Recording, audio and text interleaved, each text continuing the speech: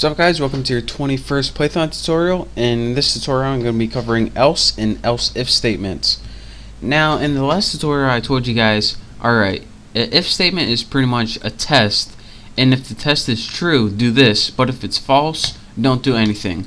Well, in this tutorial I'm going to show you guys how to execute a piece of code if it's false.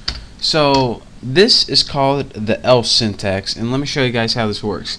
Literally the easiest thing you're ever going to learn in your life. Just go ahead and write else, semicolon, then write your test condition.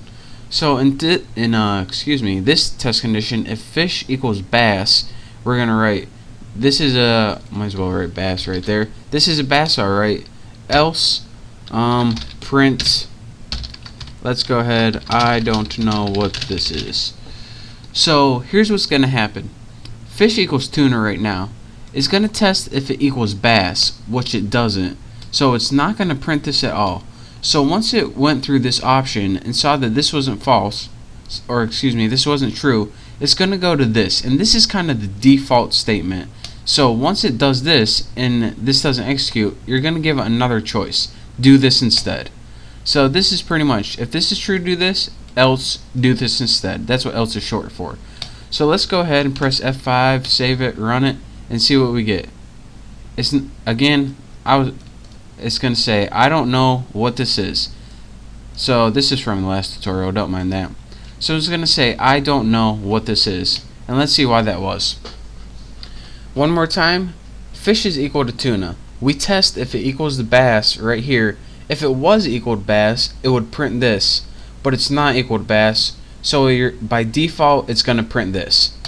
Now let's say you wanted a way to test if fish was equal to something besides bass or tuna or trout or salmon in a bunch of different ways.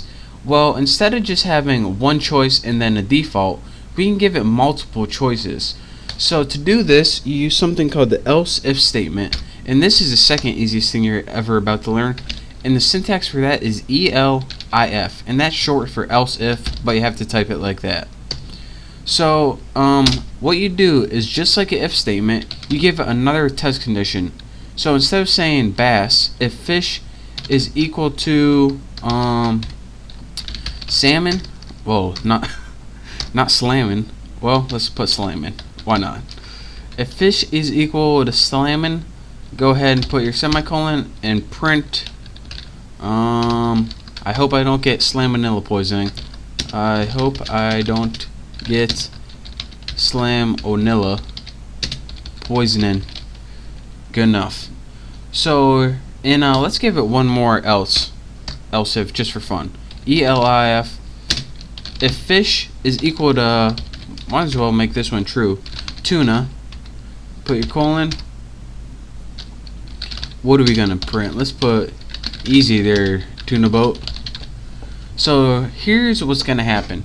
We're going to test what fish is equal to, which is tuna. It's going to say, first I'm going to test it to bass. It's false, so I'm not going to run this piece of code at all. Next, I'm going to test it to salmon or slamming. It's false, so I'm not going to run this piece of code at all. Next, I'm going to test it to tuna. Whoa, whoa, whoa. Look at what we got here, a true statement. So I'm going to print this right here. Easy there, tuna boat. So let's see what happens. Press F5 and run it. It says easy there, tuna boat. So pretty much the only condition that was true is this. So the only block of code it ran was this. But if we change this, say spelled that wrong, then it's going to run through all these options and it's going to come to your else statement. So change this tuna to something else like trout, and then type F5 and it's going to say, I don't know what this is. And what happened in this case is it ran through all of these. None of these tests, bass, salmon, trout, were true. It was actually tuna. So it went to your default. So again, this is your syntax for your else if, which is pretty much more ifs, and your else, which is pretty much is if all of this is false, then you're going to want to run this. So that is your quick $2 tutorial on the else statement and else if statements in Python. We're going to be using these a lot later on, so get used to it. Practice the syntax and practice the short program, and once you get good at it, you're ready to move on to my next tutorial. So thanks for watching, don't forget to subscribe, and I'll see you then.